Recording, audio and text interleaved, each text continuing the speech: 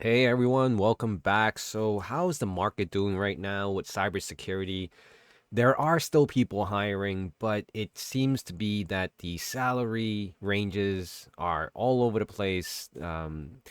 Top senior level positions, I'm gonna put this out there, directors, CISOs, they're making a lot less than what was being advertised 2 years ago. Now, so just so you understand what that means everyone else below those positions was going to get a salary adjustment. Now, anyone that's still working from, let's just say, 2019 all the way up to 2025, where we are now, has probably stayed with the same job and probably still getting those incremental increases with some bonuses here and there. And I feel like right now, those positions, if you've been in there for some time now, or you landed a position during that time, you're in the top tier of the salary because anything that's new right now that's being offered as far as new positions, growing out the team, backfilling old positions, companies, organizations are cutting back. And I'm seeing it. Do I have proof? Yes. If you go to LinkedIn, you go to Glassdoor, you go to all these job sites, you're seeing the salary decreasing slowly and slowly and slowly readjusting to the current market rate. So what is the current market rate? It used to be where even a level one SOC was able to make 90 to 100,000, right? And a mid to senior level cybersecurity professional, whether it be, a threat hunter, red team, blue team, purple team, they were making in the range of 80, 90, over $100,000. But a lot of those positions, because of the quantity of people coming out with degrees and certifications and master degrees in cybersecurity now, saturated market causes overflow of talent.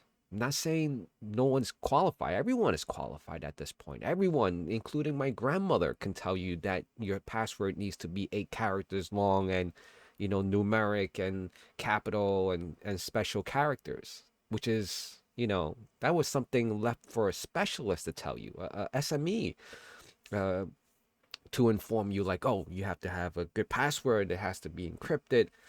But no, my parents can even teach me now, tell me what they're doing to secure their password or what to look for in a phishing or a spam email or a spam text, which is coming with time, right?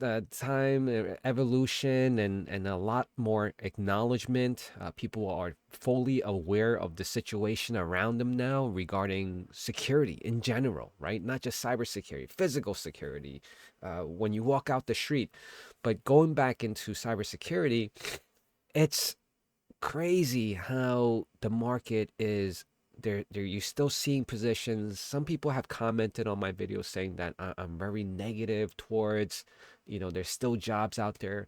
Didn't say that there wasn't jobs out there. I'm saying that there's an influx of people who have been let go, on top of people who are deciding to not stay with companies that are not offering hybrid or remote work, and looking for those new opportunities to provide that, right? A balance of life and work. Now, I'm not here to say that remote work is entirely gone. There's still some remote work depending on the specific industry, but there's a lot less of that going on than it was a few years back. Okay. Now, remote work was plentiful during a couple of years back, but now if you're starting to do more searches, some organizations, maybe the lesser of the top Fortune 500, are offering hybrid to possibly not indicating that it's more remote than it's not, meaning like they probably I know people who have interviewed for position where it says hybrid, and that's very flexible, right? What's hybrid? Oh, going once a week, going twice a week, or probably going every 2 weeks, right? That's very flexible. But of course, they would never advertise that on the job description. So it's really crucial to potentially, when you get to that point where you're interviewing, to maybe even ask HR, like, what's those possibilities? How does that work?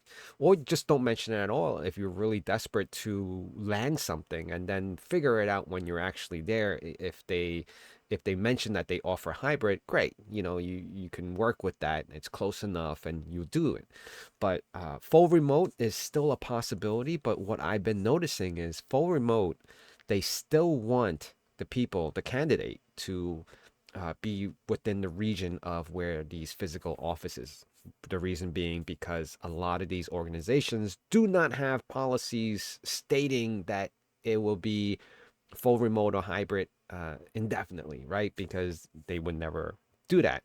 So they want to assure that if they ever call off this whole work from home or these hybrid, situations, that whoever's working uh, is close by enough that they can travel back into the office. Now, I know close by, some people have to travel hour, almost 2 hours of commute time, and they're still doing it day in, day out because there's not as much quantity wise as far as jobs and opportunities out there right now. And even if there is, you got tons and tons of people applying. Now, I did a test way back on LinkedIn, where I posted a job. It was instantly and I put full remote, and I put the job description.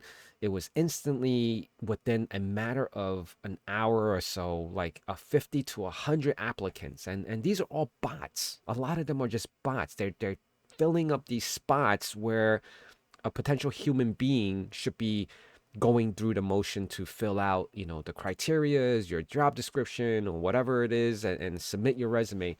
But these bots are doing it on the behalf of the individuals who are applying. Now, are these legitimate bots that people put out there? Yes, because they're like basically scraping every job, um, like website, and and any place that offers a position.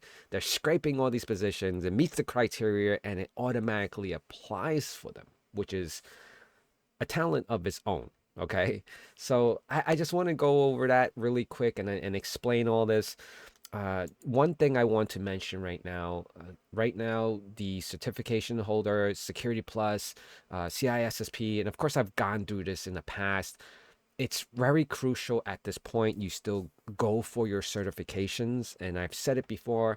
It's not an end all be all once you have your certification, but it required now as a cybersecurity professional, depending which field you're getting into of cybersecurity, still needs you to have a certain amount of knowledge, and to prove that knowledge is a certification in one of these areas. Okay.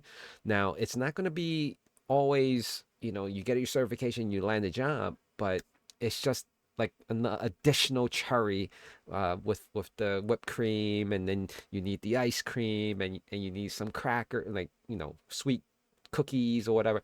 Like, you're just adding more and more toppings on the base, which is the ice cream, which is your foundation.